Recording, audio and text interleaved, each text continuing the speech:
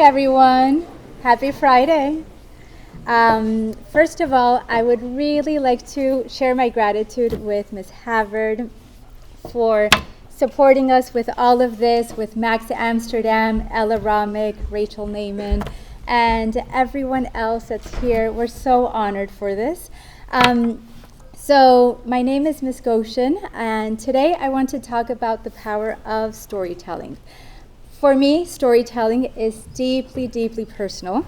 My last name is a combination of two family names, a testament to the resilience and continuity. It carries the weight of history, my family's history, a history marked by survival through the Holocaust. So what does that mean? The last name Goshen, it's actually two separate last names. So there was a little boy, his name was Dov Gottesman, and he was left orphaned in Auschwitz at the age of 4. And this woman, Sarah Schechner, she rescued him, and she became his mother, and she took him to Israel. And when he finally found out what happened, he decided to merge both last names. Schechner and Gottesman, or actually the other way around, Gottesman, Schechner, Goshen. That's where it comes from. So growing up, I heard stories of unimaginable hardship, courage, and hope. Stories of relatives who risked everything to protect their loved ones, of small acts of kindness that made survival possible, and of determination to rebuild shattered lives. These stories weren't just tales of the past. They were lessons in resilience, in humanity, and the enduring power of hope. Storytelling is how we keep these memories alive. It's how we honor those who came before us and ensure that their experiences are never forgotten. It's also how we find meaning in our own lives. Through stories, we connect, learn, and grow. So about 11 years ago, when I had my first son, Samuel, in the Jewish faith, specifically the Ashkenazi, we name our children after deceased ones. But I really couldn't find anybody above the grandparents. I didn't know what the names were. So I finally asked a great aunt. Her name was Annie Reinfeld. And she said, okay, I guess it's time. Now I'm going to tell my story. And she sat in my living room with all of the family. And she explained that she was Anne Frank's best friend back in Amsterdam. And she was one of the first girls in Amsterdam to have an open heart surgery. So her first remarks when she was speaking to all of us, she said, "Why me? Why did I survive, and why didn't Anne Frank and countless others?" She was in Auschwitz with Anne Frank, but ultimately my aunt Annie Reinfeld, she was able to flee, and she lived in Venezuela. She moved to Venezuela. So in a very thick Dutch Caraqueñan accent, she started to explain her whole story. And she had to, at the age of 12, which was when she was taken to Auschwitz, and then she came out at the age of 15, she had to take care of two little girls, which is, one of them is the one that wrote this book. So thanks to finding stories, understanding where we come from, understanding the purpose, it's so, so important. So the stories of my family remind me of the importance of resilience, compassion, and the unyielding human spirit. They inspire me to share my own story, to listen to the stories of others, and to advocate for the stories that still need to be told. So this last summer, all the cousins decided to do a trip to the Pyrenees. And because my kid's great-grandmother, when she was 3 years old, along with her parents, they fled through the Pyrenees. So we did that same exact trek. We got to where her father was imprisoned. And, well, my kids wanted to do the whole trek. In the end, they were taken to, when they got on a boat, they were taken to a camp for refugees in Jamaica for 3 months, and then they finally arrived to Venezuela. I said, we're not going to Venezuela on this trip. But it was such a beautiful experience to do this whole trek with all of the family. And I remember vividly that Annie said, because she was one of the oldest, she was basically one of the few survivors from Amsterdam. She said there was a baby that was left behind because he had pneumonia. He was 7 months back in 1942. But of course, all his family, his parents, they were sent to Auschwitz. And in the end, they found this baby, and this baby was actually, here's the photo album. He was there with his grandchildren, and he did the trek as well. So it's such a beautiful story, and as we move forward, let's remember that storytelling is not just about preserving the past. It's about shaping the future. It's a call to action to ensure that the lessons of history are carried forward and that the voices of the unheard are amplified. Your story, my story, our collective story, it all matters. Together, let's continue sharing, listening, and learning, because our stories are what make us human. So I'm happy to share. This is the book about my family's trek and everything that happened. This is a photo album of our trip to Europe. And then this is actually so my son Samuel was in Fiddler on the Roof.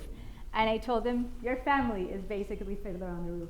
So we were able to find pictures from Russia and Poland from the late 1800s.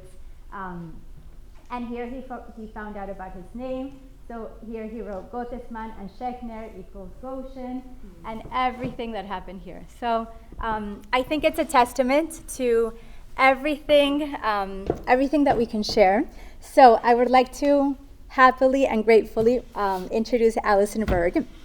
She is the maternal granddaughter of 2 Hungarian Holocaust survivors, Anna and Eugene Greenwood. Her close relationship to her grandmother inspired a deep lifetime involvement in the Jewish philanthropic community, including mentoring teens on incorporating Judaism into their daily lives, serving on the board of a youth philanthropy program, and participating in a service trip to Nicaragua. She is also a big sister with Big Brothers Big Sisters New York City. Alison joined WEDU in 2019 after her grandmother's passing to continue to share the stories and lessons so critical to her own understanding of justice and tolerance. Alison graduated from the University of Michigan with degrees in communications and political science and works as the Associate Director of Communications for the NYU Stern Center for Sustainable Business. Welcome, Alison.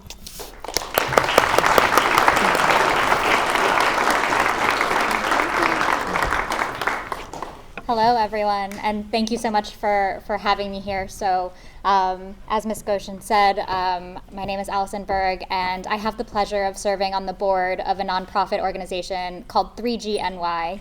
3G stands for Third Generation. We are a group of grandchildren of Holocaust survivors. The organization started in 2005 just as a community for us, and then in 2010 it became very clear that survivors themselves were aging and their ability to tell their own stories was dwindling. We realized that we as grandchildren were going to be the last living link to this period in the past for our families, and we basically made a pledge that their stories would not die with them. And so our mission is to bring Holocaust education through the lens of real people and real stories. And we train grandchildren of survivors to kind of compile and compellingly tell their stories, and we send them into schools and community groups and businesses to make sure the lessons of the Holocaust are never forgotten. And like you said, a call to action, not just a way to remember the past, but a way to ensure a better future for all of us. And I like to start these by just asking everyone to think back to about the first time that you learned about the Holocaust. You're all in high school, so I hope this is not the first time you've heard those words or learned about it, but think about how old were you? Who was talking about it? How were they talking about it? I was in 5th grade when I learned about the Holocaust for the first time in school, but I already knew a few things. I knew that I was Jewish, and that made me different. I knew that my grandmother survived the Holocaust, and that made her strong. And I knew that Hitler was one of the worst, most evil characters in history. So when a boy in my class said he wished Hitler were still alive to finish the job, and that he seemed pretty cool, I was devastated. I knew that if Hitler were still alive, my grandmother would have suffered even more. she would have been killed, I never would have been born, and there probably wouldn't be any Jews left alive. I realized that while we were learning the history of the Holocaust, the dates and the battles of World War II, we weren't learning the stories of the Holocaust and how it impacted real people. I took my grandmother for granted for my whole life up until then, but I realized then that I could share her. I knew that I could get this boy into a lot of trouble if I told on him, but I took a different route. I went to my teacher and I asked if my grandmother could come in and tell her own story, so this boy could meet my grandmother, Anna Cohn. And that's what you'll all do today through me, is meet Anna Cohn. She was born in Hungary in 1917 in a town called Vác. If I can get my clicker. That's Hungary in the context of Europe. It was about 25 minutes outside of Budapest, which is the capital. She was the middle child. She had an older brother, Laszlo, a younger sister, Masha, and a really bad haircut. Her father died when she was a teenager, but her mother kept the businesses going. They owned a matzah factory and made matzah for the Jewish community, and they owned real estate, so other families lived in their buildings and paid rent to them. There was no higher education for women in the town, so my grandmother went to Budapest every day to attend college. She was very well educated. She spoke several languages, and she was studying to be a surgeon. Her brother used to teach her how to work car engines, and she was really good at it, so it was her job to actually maintain the machinery of the matzah factory for her family. She was daring. She rode a motorcycle, and she was often late for curfew. She liked adventure, and she was engaged to a man named Joe. Vác had a thriving Jewish community, and my grandmother was a big part of it. They went to the synagogue every Friday and Saturday to pray and participate in the community. And this is a picture of their synagogue back in, it's dated 1921. Now, during the war, you hear about Germany coming in and kind of taking over countries like Poland, and that didn't actually happen in Hungary. And that's because the Hungarian government basically said, no, don't worry. You don't have to come here. We're already harassing the Jews. We're already taking care of that pesky Jewish problem. You don't need to expend your resources in our country. And so in 1939, Hungary passed anti-Jewish laws that mirrored the Nuremberg laws in Germany. This made it illegal for Jews to marry non-Jews. It limited what occupations they could have, how much schooling they could get, which schools they could go to, various professions. So some Jewish families left Vác seeing what was happening across Europe, but my grandmother said this was Hungary and the Germans weren't there, so it couldn't possibly get that bad. In early 1944, my grandmother's brother was forced to enlist in the Hungarian army, but because of those laws, he was not actually allowed to fight alongside normal Hungarian soldiers, and he was basically asked to do slave labor for the army. And later in 1944, my grandmother's very specific. It was not the Germans, it was not the Nazis, but it was the Hungarian guards that came knocking on her door that arrested her mother, and sent her mother to a jail. She had no crime. She was just Jewish and a head of household. The only reason we know that she ended up in this prison, it was called Savar, is because she sent a letter. And she sent a letter not to her children, but to their old maid. The maid was not Jewish, and so the letter was allowed to be delivered. Mail was not being delivered to Jews anymore. This is in Hungarian and quite old, but the main point of this is she's begging the maid, Katka, spare no expense. I will pay you back. Just take care of my children, make sure they are okay, and I will pay every penny back. Money was something that my grandmother's family had, but it was not enough to save anyone's lives. The final solution was to kill all of the Jews.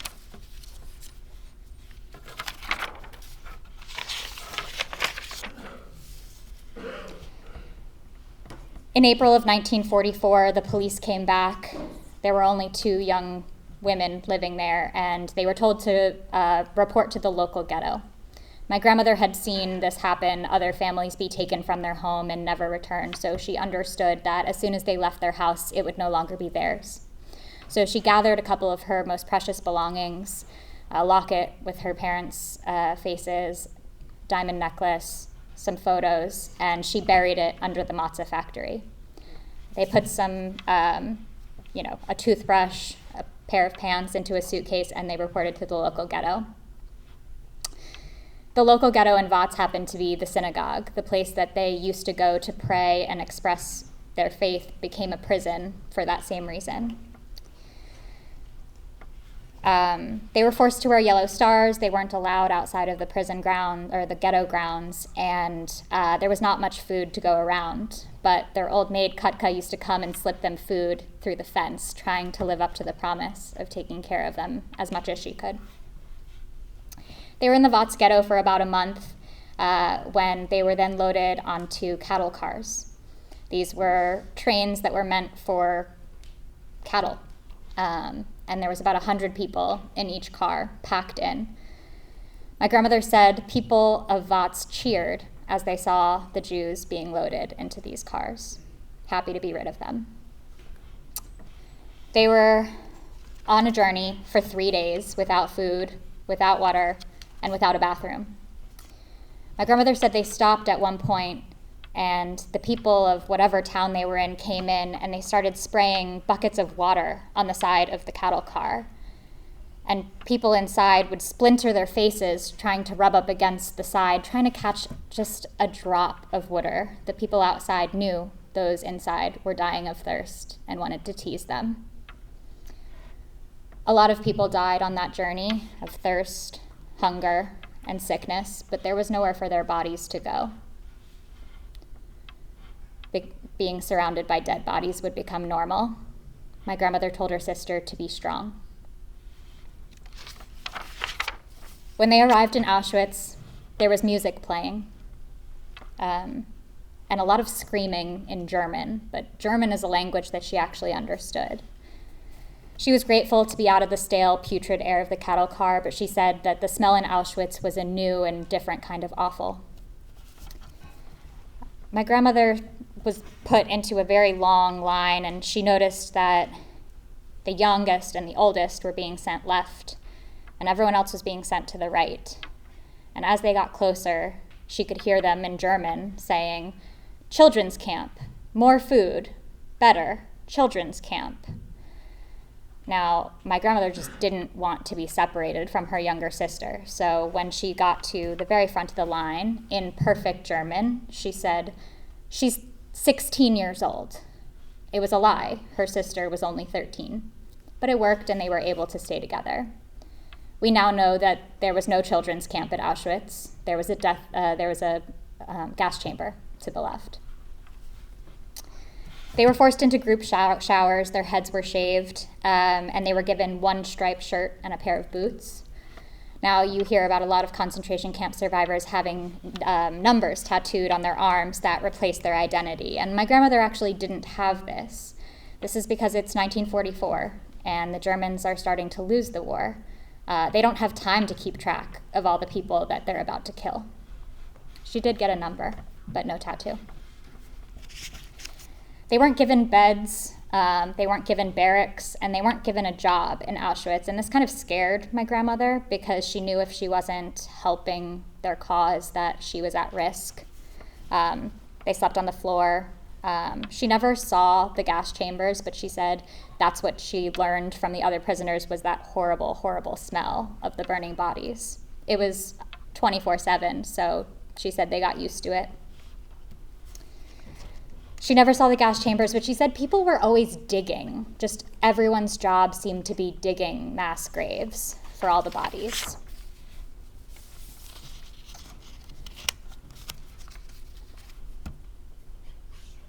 Every day, they would be lined up, and their numbers would be called, and they would shiver together in the cold. And every day, she would tell Masha, "Be strong."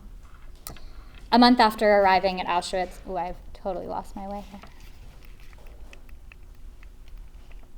This is their journey from Hungary to Auschwitz. About a month after arriving in Auschwitz, a group of women were selected to load into another cattle car, and they were taken to a camp outside of Berlin called Sachsenhausen. Now, this particular camp during most of the war was filled with political prisoners, not Jewish people. And that's because ridding Germany of Jews was the absolute priority for the Nazis. And so they wanted to ship the Jews to outside countries like Poland, where Auschwitz was. But Germans were losing the war, and they were desperate for free labor. Hungarian Jews had been taken later into the war, so they were a little bit stronger and able to work. And every night in the cover of darkness, my grandmother was walked to the Heinkel airplane factory. They went at night because they didn't want any of the citizens of Berlin to realize that there were Jews living nearby.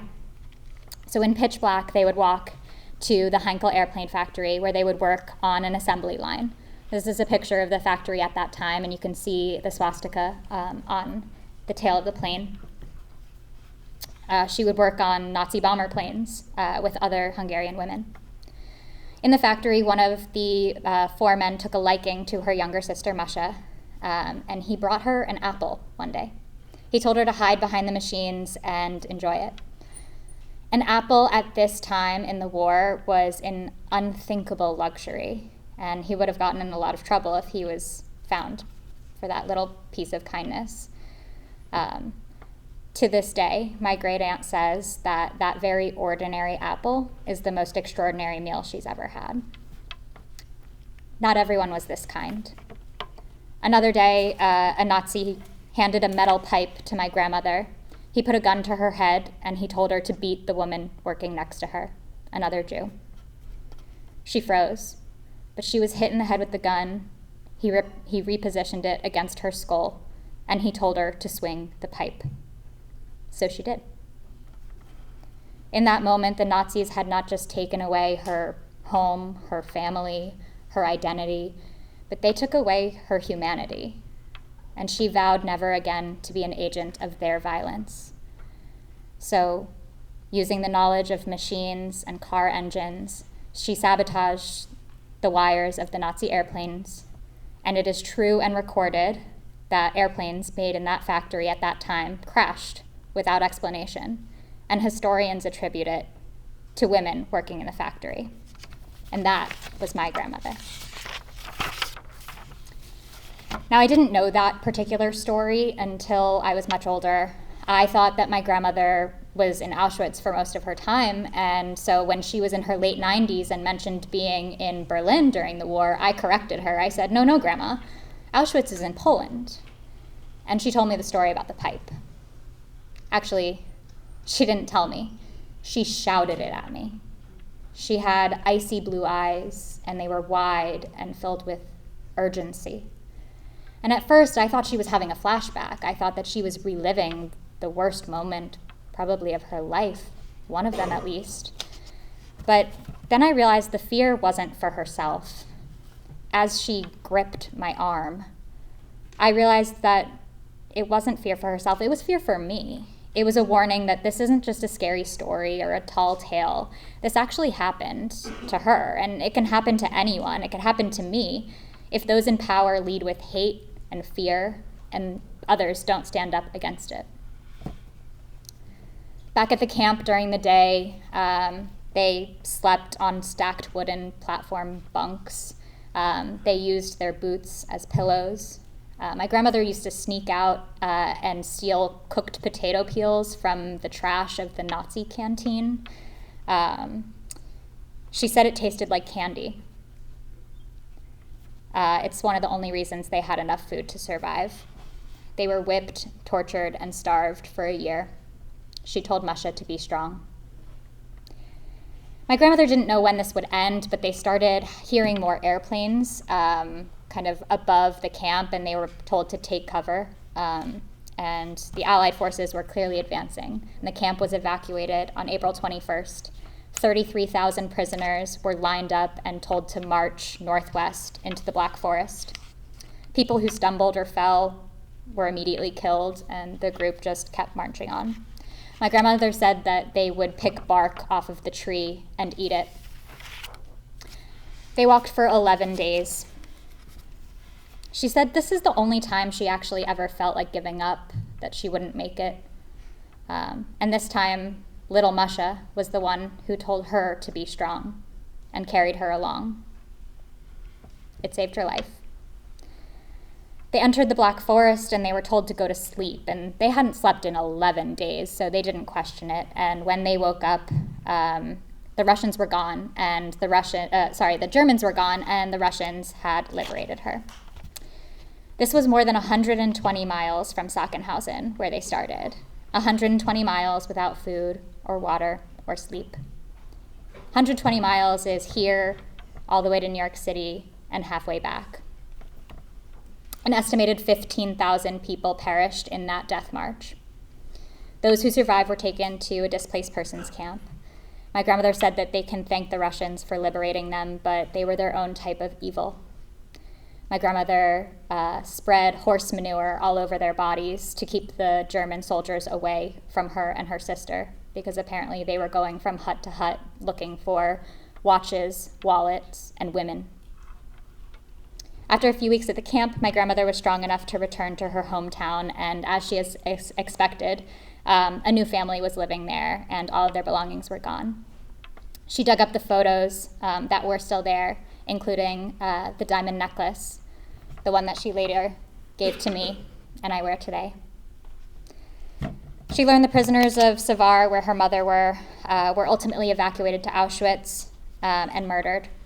Her brother ended up in Buchenwald, another concentration camp, and he was alive and well into the war, but at the very end, when they were about to evacuate, the Nazis set fire to the camp, and he died in the fire, just days before liberation. She had no home, no belongings, most of her family was gone. But she was supposed to get married before the war, and she didn't know what happened to Joe. So she got on a train to his hometown to see if he was still alive and if they could start new. And that train got stuck in a snowstorm. It was stuck in that snowstorm that she met another man. He was also Hungarian. He was an Auschwitz survivor. He lost his family, and he had a shaved head that matched hers. But he still had faith in humanity, something that she had lost, and it charmed her, and they were engaged 11 days later. And that's my grandpa. The Nazis killed a lot of people, spirits, and faith, but a small and mighty act of resilience, revenge, is that they believed in, found, and spread love after experiencing such hatred. They had a baby girl in Hungary and decided to move to America. They bought a few chickens and a little parcel of land with a loan from an agency that was helping survivors at the time. And they created a chicken farm with 20,000 chickens that they would sell to local grocery stores. They then started buying some rental buildings, and my grandmother started the same business that her mother ran back in Hungary, helping community members have homes. They learned English, they started a business, and they continued to freely and proudly practice Judaism. After her husband passed away, my grandmother kept the businesses running, just like her mother had. She had 4 daughters. My mom is the one that she's holding in her arms. Later, 6 grandchildren, including me, and 6 great-grandchildren so far. She and Masha lived down the street from each other for the rest of their lives. She never returned to Hungary, and she didn't look back. Her and Masha. I went to Hungary in 2017. That's me walking through town, and then the synagogue that they rebuilt and is still a functioning synagogue today. I went with my brother, and when I came home, I tried to show my grandmother these images, and she refused to look at them. She felt like the Hungarian people had betrayed her, and she wasn't willing to look. Sorry. My grandmother passed away in her 100th year of life. When she did speak about her story, this story. She spoke about the danger of intolerance and spreading hatred and her unapologetic identity as a Jew.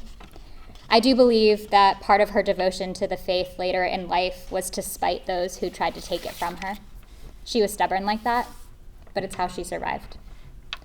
She didn't really identify as a Holocaust survivor most of her life. She refused German reparations, and she didn't talk about it with her own children, but she started realizing when her grandchildren asked that her story was important and having it preserved was imperative. The most important lesson that she passed down to me is that it is only your values that define you. And that's what makes you most similar or most different from someone else. It's not your age, your gender, your race, your religion, or any other thing. You can always find shared values. She would describe someone as our kind of people. And she didn't mean Jewish, but she did mean a mensch, which is a good person, someone with integrity. She taught me to always look for those shared values. Her values were family, generosity, hard work, and independence. She taught me to be kind, but to stand up for those values when they are challenged.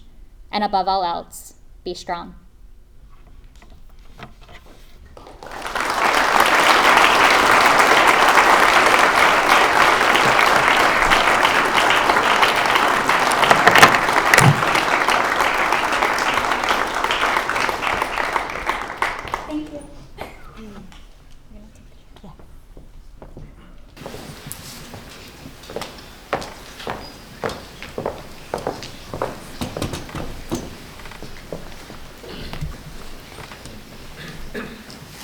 I love that we're both 5 feet. What? Small but mighty. Exactly. I can't even reach. I know, my legs swing. My mom calls them happy feet. So thank you for such a wonderful story. Does anybody have any questions?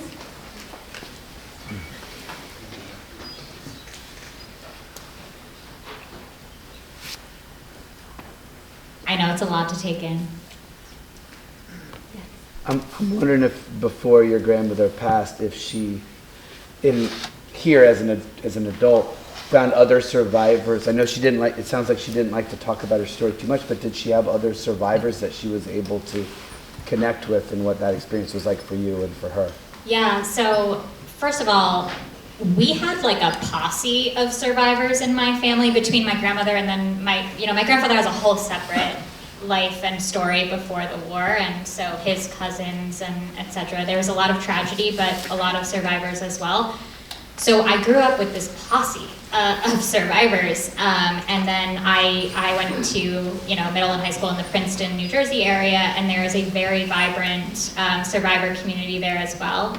And they have like lunches at a kosher cafe every week that they would. Masha is still alive; she's 97 and killing it, and she goes every week, and so there is, and she did participate in a community, but also her own family. And for me, I didn't realize that was not normal. I had 3 different languages being spoken in the same sentence: Yiddish, Hungarian, there was some Czech in there sometimes, and I had these people that were seemed physically fragile, but just absolute powerhouses. And I took that for granted until I realized that someone had the gall to say he was Jew, we're still alive, and that just totally changed. That's not just a story, that happened to me.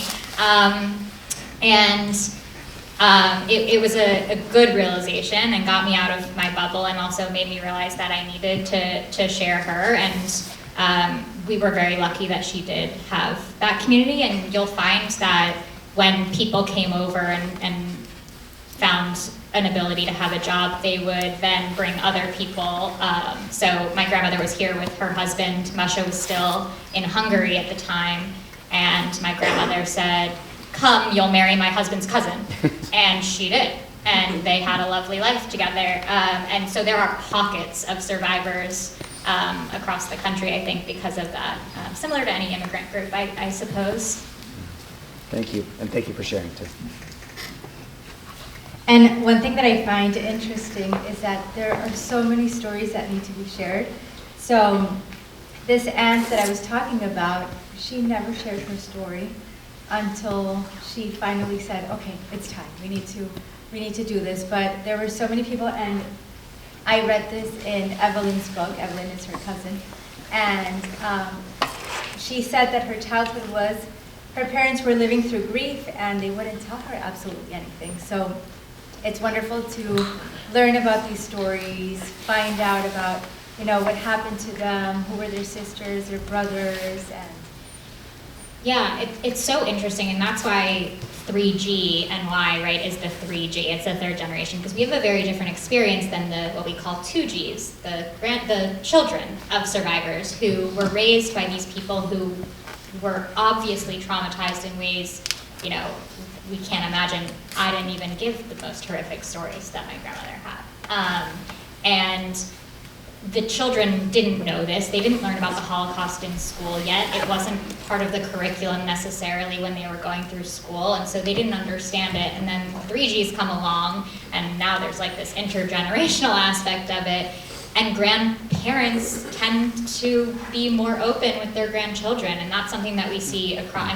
We've trained 500 grandchildren of survivors, and you'll find that is a very, very common story. There's also an organization that was set up by Steven Spielberg called the Show Off Foundation, and it is a mission to record survivor testimony. They have over 55,000 testimonies of Holocaust survivors and other genocides, the Armenian genocide, I believe some in Sudan as well. And they started whenever Schindler's List was in production. That's when he started the foundation, so 80s. There are many 3Gs who never heard any of this from their grandparents and then find out that there's a Shoah Foundation tape, and they learn about their grandparents' story by watching a video of their grandparent telling it. And that's quite common as well, and I think that's quite jarring for a lot of people. But the way that these stories have come down, there's no normal, but it is common that that's the case, where it's held in for quite a while. The world had never seen anything quite like it and didn't have the services, and so that's what we try to do, is help people find ways to tell those stories now. Thank you, that's so beautiful. Any other questions?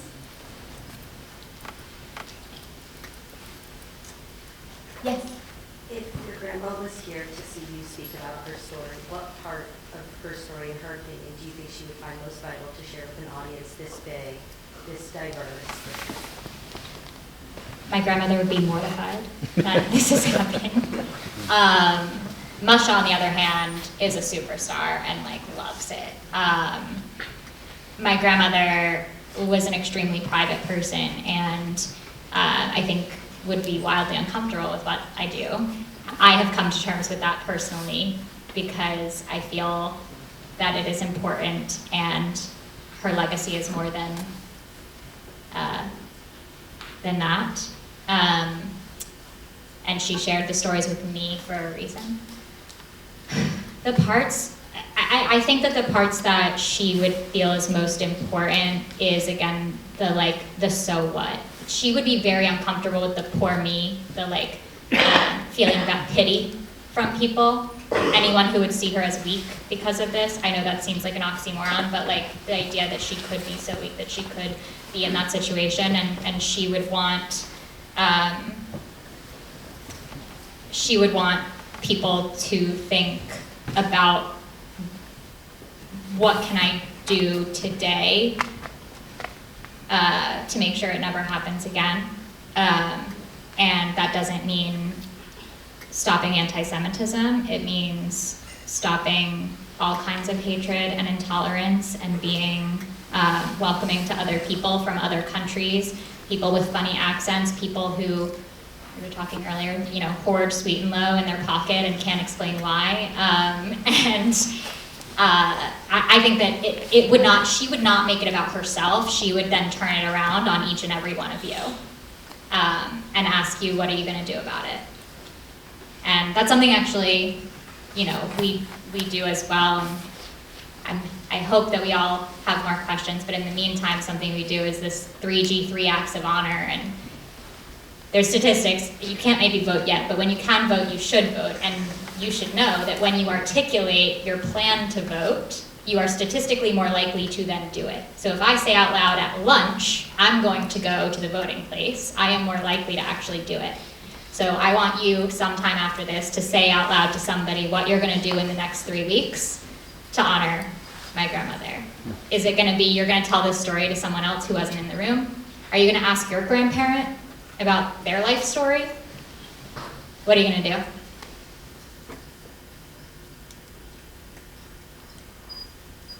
Other questions?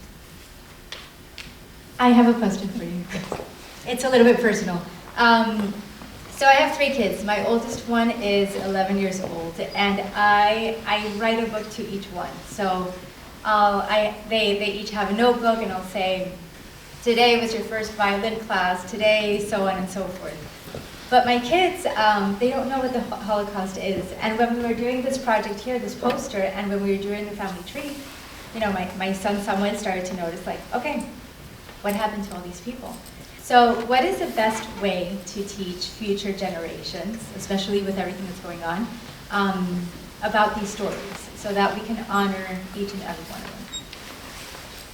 them? That is such a good question, and I am not an educator like so many people in this room, so I will not speak out of turn, but I think that there are age-appropriate resources, books, etc. Like even the Anne Frank book, diary, the end is obviously horrible, but realistically you can tell the story of Anne Frank to younger students, right? And things like that. And I think that, to your point about the power of storytelling, I'm not sure that going into like Holocaust as a history lesson is the best method to introduce something like this, but through personal stories. And I do think that highlighting the helpers, highlighting the small acts of kindness are really important, especially at that age, so that there's hope at the end of these stories. There's not always hope at the end of every story that you hear about a Holocaust survivor, even when they survive. So I think that that's really important. It's hard because, again, like 5th grade, New Jersey public schools, you have to learn about the Holocaust every single year in the public curriculum, starting in 5th grade. But how do you start that conversation? I already knew. So I knew because my grandmother would grab my arm and tell me horrific things, and I don't think that's the best method. So I don't have the answer to that, but I do think storytelling is at the heart of it. And there are wonderful, heroic stories of survival, of escape, of people hiding, and those are the heroes, right? And those are the stories that maybe you start with, and you have to understand the context of like, why are they hiding? And that can be kind of an introduction. And I do think that if you have a family relationship, then it's important to pass that on as well.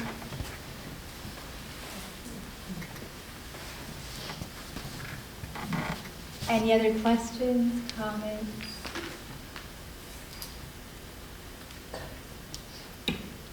Yes? I teach a class called Comparative Religion after school to seniors, and we're in the middle of the unit exploring how different religions deal with the problem of evil. That if there's an all-good, all-knowing, all-powerful God, how can there still be evil in the world? And I'm wondering if you ever had a chance to speak to your grandmother about how she squared her experience with her faith. So what I think you'll find is when people have come out of the Holocaust, they either embrace religion, God saved me, God is the reason I'm alive, I kept my faith, or they reject religion completely. There is no God, how could there be a God if that happened? I actually think my grandmother went the other way at first, and I think my grandfather brought her back to the faith. So I think part of it was being part of that community and seeing and having that support helped. But she was a very religious woman. She was an Orthodox woman throughout the rest of her life. My grandfather, he had businesses, but he was a trained rabbi as well, and started several synagogues that are still running today. I don't know if it was necessarily about God for her as much as it was about all of the teachings of the religion that help you get through grief. I think one of the great things about religion, and this is a general statement, is it comes in for those hard times. It comes in, it tells you what to do when someone dies. It brings you through the grieving process because you have to follow these steps. And I don't know if she would talk about God as much as she would talk about the community and the idea of the values that are part of it. My grandfather might give you a very different answer. I don't know, but yeah, I think it's hard, and I think that she was just holding on to something that she was persecuted for, and finding the values that she could pull out of it and live her life with. But you will find people who say that God is the only thing that got them through it, and people who lit Hanukkah candles. They saved the morsels of food that they got. Instead of eating it, they burned it for Hanukkah. So that got people through. Hope gets people through hard times as well. It's a horrible answer, but I don't know.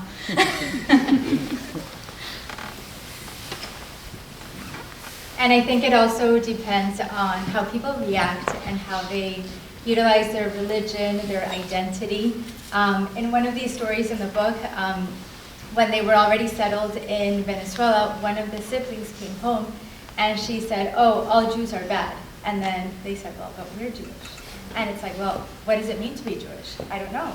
Is it a physical characteristic? So her parents had completely shunned away Judaism because of everything that happened.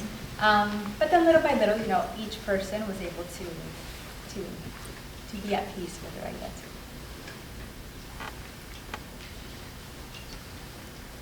I'm going to ponder that for a while now. Thank you.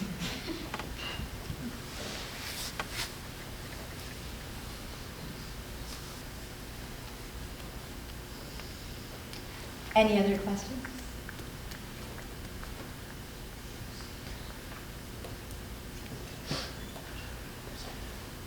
I can ask one, Ms. Berg, or Allison. I guess we're calling you Allison, if that's Please, okay. thank you.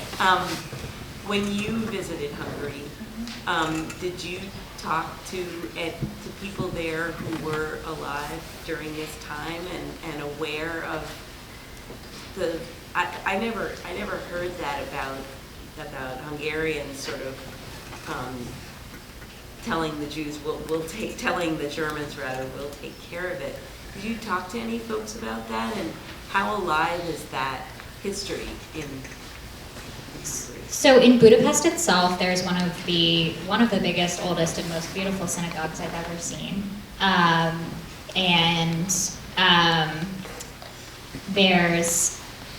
So the Danube is the river that runs through.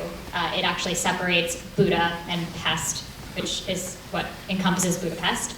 And on the side of the river are these brass children's shoes. And they're lined up, and this is because they lined children up across the Danube and they shot them into the river. So the shoes are represent, a testament to those lives that were lost. That being said, there is a lot of anti-Semitism rampant in Hungary right now,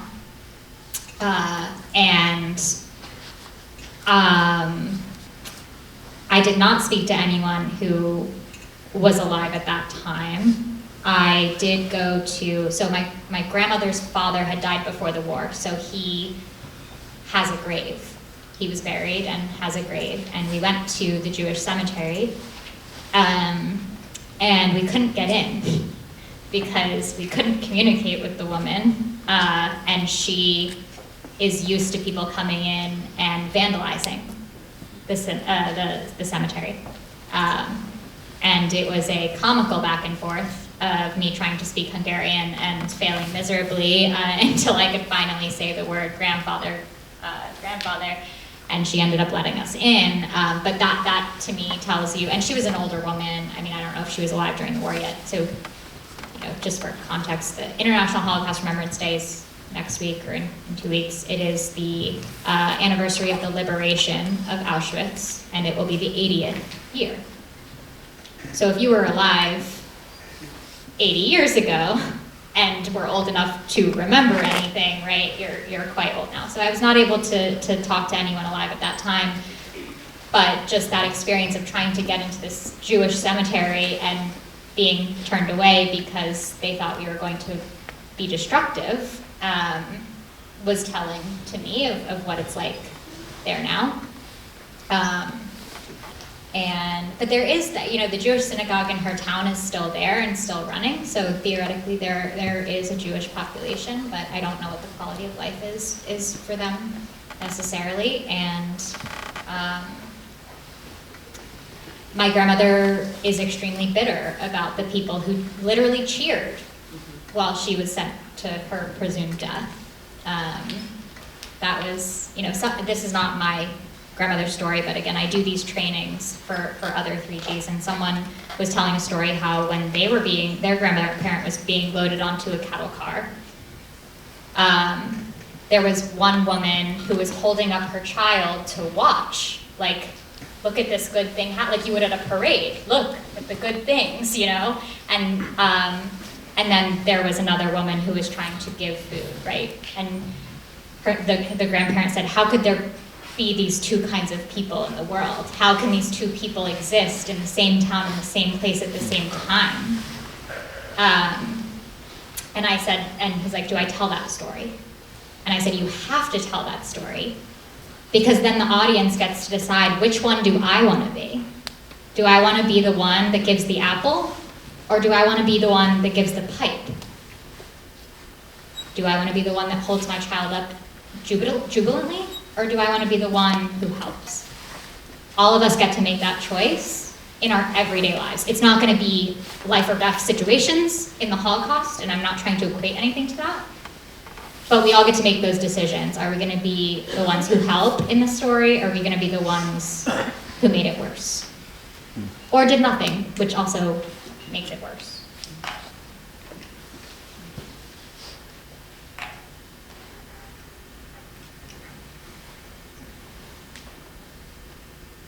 You could hear a pin drop in here. Any more questions? Any yes. questions? Was there any follow-up or correspondence with the maid who helped when she was non-Jewish and she was interested food and such? Was there Yes. a reunion or something like that? Yes. So Katka is the reason we have that letter, right, is because she kept it. They were able to find her, I don't know exactly in the timeline when it was after the war. They visited her, and she ended up having children, and so they met her children and spent time together. So we have pictures of Katka and her children. When my grandmother passed away, we were going through all of her photos, and my great aunt was with us, and we were like, who is this random woman? Like, we've never, like, who is this family? This isn't our family. And she's like, oh, that's Katka. Like, so yes, we had, their family had a very long and wonderful relationship with Katka. And yeah, I think she stayed in Hungary, but it was a good and positive relationship that lasted many years. Joe also made it out alive. We never got to him on the train, but her fiance did survive and ended up having his own family, and all is well for Joe as well. We also have a random picture of Joe. He was very handsome.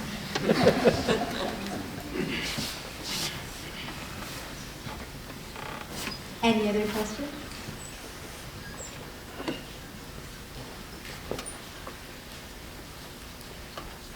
Well, thank you very, very much for listening.